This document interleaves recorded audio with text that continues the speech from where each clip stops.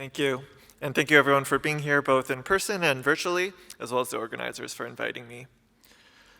Our learning objectives today are to identify evidence-informed nutrition interventions for heart failure, to provide strategies to patients for limiting sodium and fluid intake, and lastly, to understand different dietary patterns for heart failure patients. I have no disclosures. So just as nutrition is an inevitable part of daily life for our patients with heart failure, so too is nutrition part of a comprehensive care plan for our patients. To set up the scene a bit, our patients are facing multiple nutrition-related decisions every day. They're surrounded by different nutrition messaging from friends, family, healthcare providers, and various forms of media, and they're navigating a really complex food environment full of health-promoting and health-negative aspects. To further illustrate the perspective of heart failure patients, I'm drawing from Qualitative Literature, where heart failure patients have described the experience as disruptive and uncertain, and many patients see the trajectory of heart failure as outside their control or an external locus of control. Inversely, heart failure patients still believe that foods can impact their general health as well as heart failure symptoms, and although patients might have been told in a few short sentences what their diet should look like, they identified barriers including knowledge and how to actually implement these changes. And facilitators include encouragement from healthcare providers and family members, as well as building confidence from past successes. So I thought I would demonstrate my learning objectives through a series of 2 case studies. So we're starting with Mr. Khan, a 45-year-old male with multiple admissions to hospital for decompensated heart failure. And he's presenting to primary care for follow-up after hospitalization. He has a history of 2 myocardial infarctions, hypertension, diabetes type 2, and stasis dermatitis with an ejection fraction of 30%. He lives with his wife, works in office jobs, and eats out with friends on a regular basis. So a few questions you can ask in the clinic if you do have a few moments. Some screening questions include what does a typical day of eating look like you, starting with the first time in the day, or you could screen for eating out, such as how often do you eat out. And typically within a minute, we can solicit just a few points of their diet, not necessarily to get a super representative sample of how they're eating, but just some points for discussion. So in the case of Mr. Khan, he has a bagel with cream cheese for breakfast, or a take-out muffin with coffee with milk and sugar. Lunch is a deli meat sandwich or fast food, a burger or kebab with diet pop. And for dinner, meat, broccoli, and rice with 6 ounces of wine. And in the evening, chips or nuts or ice cream. And restaurant, he reports eating out 3 times per week. So before I get into the recommendations for Mr. Khan, I thought I would summarize some evidence for you. So really challenging to capture all the nuances in the research, but in summary, there's been a mix of null and favorable evidence from small randomized controlled trials as well as more larger observational trials. And some of the outcomes that have been identified include decreased edema and fatigue, as well as improved functional class and quality of life in controlled trials. And observational evidence has shown a decrease in decompensation of heart failure, mortality, and hospitalization. This is in addition to the very strong link between sodium and hypertension. So recommendations vary from country to country, but in general, they're recommending less than 2,000 to 300 milligrams per day. And at the Peter Munk Centre, for most patients, I recommend to limit 2,300 milligrams per day. This is in contrast to the average sodium intake in Canada, which is around 2,800 milligrams. And that's not for the heart failure population specifically, but in the general population. But that's still pretty high. It suggests that probably around half the population is consuming above 2,800 milligrams. So likely there is some opportunity for heart failure patients to decrease their sodium intake. In terms of counseling for sodium, we definitely want to get the biggest bang for our buck, especially when we have limited time.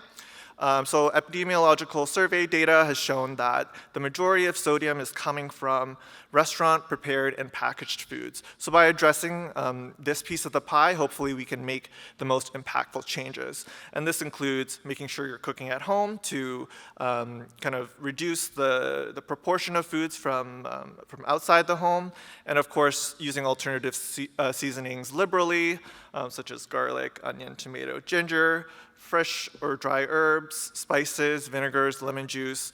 Use them liberally to try to reduce sodium added during cooking. The top sources of sodium in the Canadian diet, if you're limited on time with your patient, you could screen these items to ask them to be careful or try to reduce their intakes of soups, cheeses, baked goods, processed meats, ready-made dishes, as well as sauces and condiments. And label reading is a really important part, trying to aim for less than 10% of the daily value or 200 milligrams of sodium per food item. And for fluid restriction, again, the evidence is a bit more limited, but again, mix of null and favorable results from studies comparing permissive versus restrictive water intake. Potential benefits include improved functional class in both preserved and reduced ejection fraction patients, as well as for severe hyponatremia. So again, recommendations vary. I think it's clear that in terms of very severe fluid restrictions in the ambulatory setting, less than a liter is not necessarily warranted, but for most of my patients, I recommend a liberalized fluid restriction between 1.5 to 2 liters on a case-by-case basis while considering their nutrition status. So when it comes to counseling for fluid restriction, of course, we want to identify which fluids count towards the fluid restriction. And typically, that includes water, of course, as well as tea and coffee, milk and cream, juice, alcohol, soda, soups, ice cubes, and frozen desserts. Of course, there are some special cases if you're consuming very large amounts of fruits, for example, but this captures the majority, and we know that there's fluid in foods as well, but for feasibility's sake, we're talking about 1.5 to 2 liters of these fluids. Again, some simple tips is to plan ahead, for example, 250 mils per meal, with the remaining 250 between meals and at bedtime.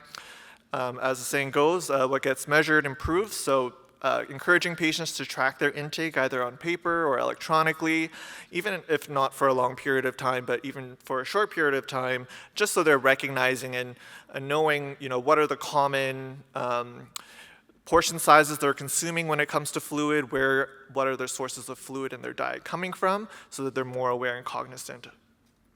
And some other tips, knowing the most common cup sizes at home, filling a water bottle at the beginning of the day and drinking from it, taking medications with food, and managing thirst, which can be done using sugar-free gum, mints, ice cubes in moderation, as well as maintaining good oral hygiene. So in the case of Mr. Khan, to address sodium, he's agreeable to screen his pantry foods for high sodium foods. So again, looking at the label for less than 10% daily value or 200 milligrams per portion. Breakfast at home, cooking with less salt using garlic, onion, lemon, juice, and herbs liberally. Reading labels when grocery shopping and trying to reduce eating out by 1 meal per week. In terms of fluids, he's agreeable to reduce his daily coffee size to a small size, planning for 250 mils per meal, drinking from a 1-liter water bottle daily to be more aware of how much water he's drinking, and chewing gum for thirst. My second case study is a 65-year-old female admitted due to STEMI. She has a cardiac cath with drug-eluting stents. An echo shows ejection fraction of 35%. Patient will be discharged home and will be referred to cardiac rehab as well. She's single, immigrated from China 3 years ago, limited English, and works as a seamstress. She is a vegetarian and rarely eats out to save money. So again, we look at the usual intake. She reports having a pastry with coffee for breakfast or plain congee. Lunch, she's too busy at work, so she's typically just snacks on some crackers, cookies, and nuts with some tea. And dinner is a more proper meal with rice, steamed vegetables, tofu, and water. And the evening, sometimes she'll have some instant noodles. She's not eating much of a lunch and still a bit hungry at nighttime. So by far, probably the most common or well-known diet for cardiovascular outcomes, but as well as heart failure specifically, is the Mediterranean diet. And I'm sure you're familiar, but again, this emphasizes strongly fruits, vegetables, whole grains, olive oil, nuts and legumes, moderate amounts of fish, seafood, white meat, eggs, yogurt, and cheese, and limited amounts of red meat and sweets. So what does the literature say on Mediterranean diet for heart failure? We mostly have observational data, which suggests a decreased incidence of heart failure for patients that follow more of a Mediterranean-style pattern, as well as impacts on heart failure mortality.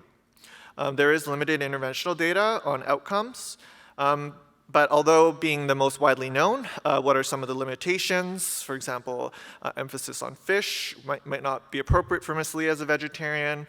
Olive oil can be very unfamiliar in some cultures, and white rice and soy products are staples in the Chinese diet, but not as heavily emphasized on the Mediterranean diet pyramid. So what are other dietary patterns we can look at? The DASH diet is also strongly associated with the decrease in heart failure risk in longitudinal studies and decreased mortality amongst patients with pre-existing heart failure. And if we look outside the DASH diet, when we're looking at observational data, we're able to do a lot of analysis. So even just by looking at dietary components alone, individual, so increasing fruits and vegetables, decreasing red meat, and increasing whole grains, these can all contribute to decreased heart failure risk.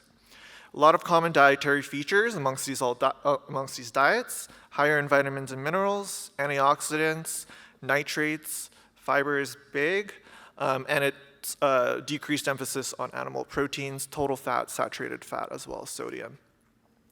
Proposed mechanisms include decreased oxidative stress, inflammation, increased nitric oxide bioavailability, and modulation of the gut microbiome, which is a huge area of literature yet to be explored.